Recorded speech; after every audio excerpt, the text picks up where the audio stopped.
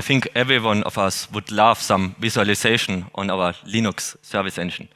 And the good thing is, yeah, the Xenon software platform already provides quite some different options for that. We just have to make our Linux service engine capable of using them. And I'm very happy that with the version 15 of Linux service engine, we made quite a big leap in supporting these options. And yeah, I will now try to give you a bit of an overview on what we can now do to visualize the Linux service engine. So, first thing, I guess you don't only want the visualization on one place in your whole system. I imagine you would like to have multiple visualizations where you can show different data where you need it. So, very important thing that we now support in version 15 is the Xenon network under Linux. So, as you might know, the Xenon network provides us the option to use the data that we collect from different service engines also on the others. And now with the Xenon network under Linux, we have the option to run the service engine as a server. And of course, that means we can now connect multiple different Linux service engines as clients. But as you can read here, yeah, they are still headless. They have no visualization on their own. But you also have now the option to host the IoT services and the web engine directly on this device that, for example, here runs the headless Linux service engine. So that would be the first option for visualization through the web engine. You can then just open your web browser, type in your configured address, and yeah, you have the first option there. But of course, that is not the only one that I want to show you.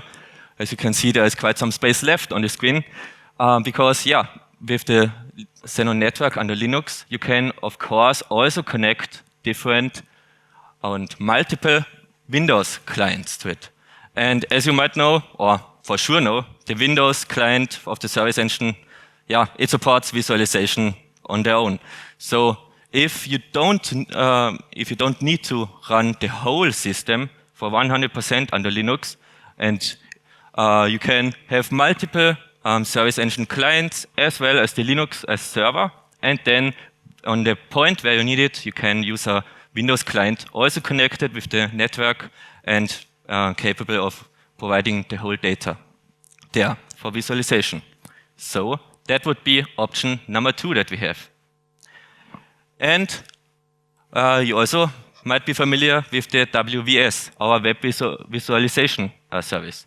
And of course, as we have already the Windows client connected to our Linux server, we can of course also use the WVS to provide some visualization.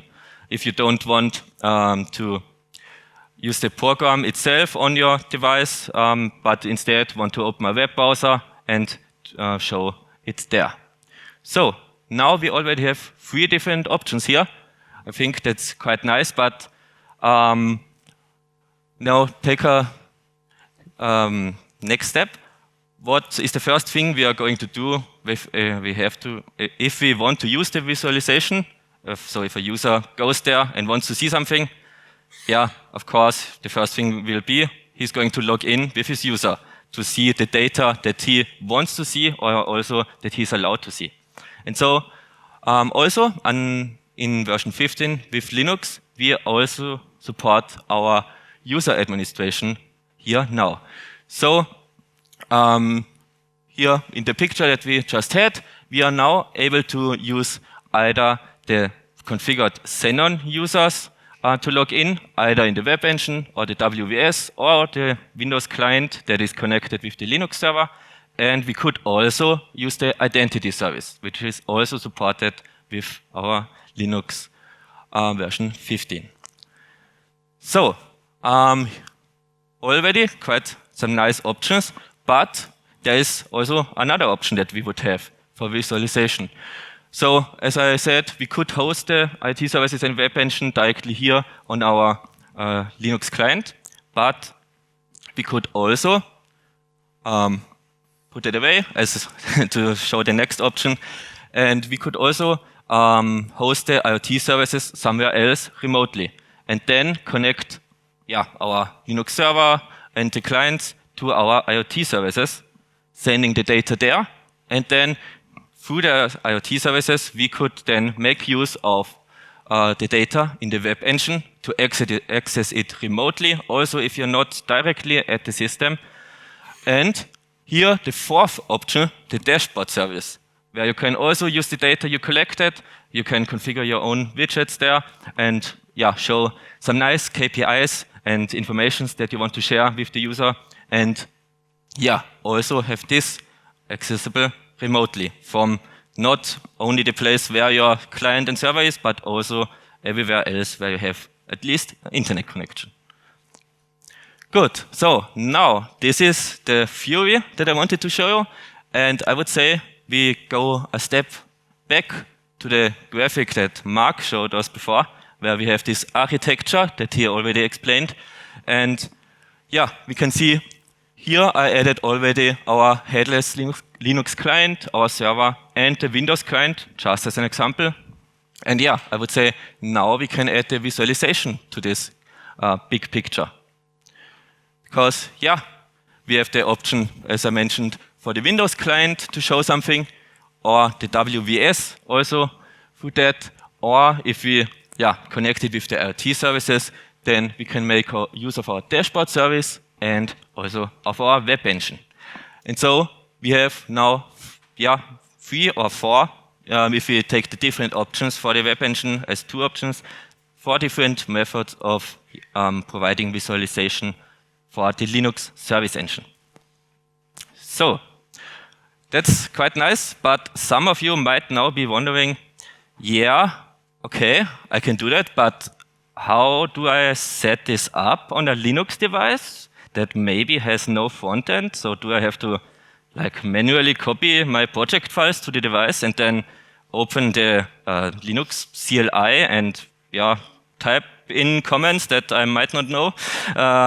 No, we also have some new solutions in version 15 for that to cover that. So again here we have our client server and the Windows client to show the different possibilities. And now you might have a separate PC or laptop where you have your engineering studio running. So there you configured your project, you set everything up, and now you want to provide it to your different devices. And with version 50, we will very soon bring an update for Linux image to also support the remote transport there. So for the ones that are not that familiar, you can use the remote transport as long as you are in the same network to connect to your different devices. And then you can either send your project data on these devices in a container also. So it will then also work with the Linux service engine running in containers. And you can also remotely, through the remote transport options, start your service engine, stop it, reload it, and so on.